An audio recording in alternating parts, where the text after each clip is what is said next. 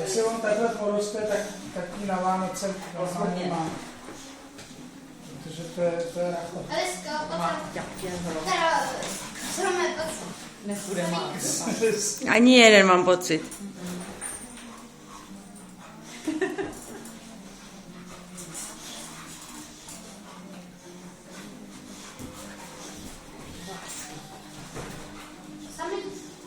To může vytečný, Máro. Můžu se když na tady teplo. To nemá šanci. Čekáš?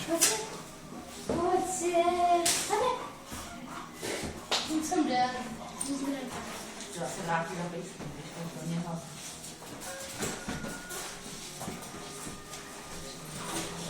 Nevykadil se venku. Co vykladí tady? Bylo to horší varianta. No. On to dělá, on už to tady zná.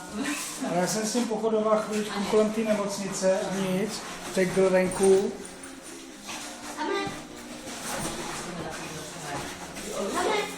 Já vidím tu kytku.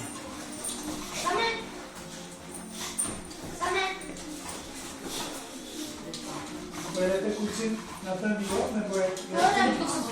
Teďka co No, pojedete? jo. Protože nám odpadl zápas. Jinak bychom bývali asi nejeli. A právě včera nám to neříkala, že ten zápas v sobotu odložili, protože to neděli. Takže do Mariány, tak jsem ráda. Já jsem mu to bývala ani neřekla. Akorát, že bude teďka krásně a to jsou možná masivní. Bude kytičku.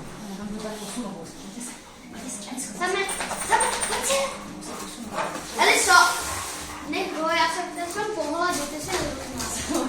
Nemá šanci. Jak tě nepíčí? Tak bys takhle k ním a pohled se dám, že nemá k ním, neboj se. Zařeď se do hry. Se takhle, no.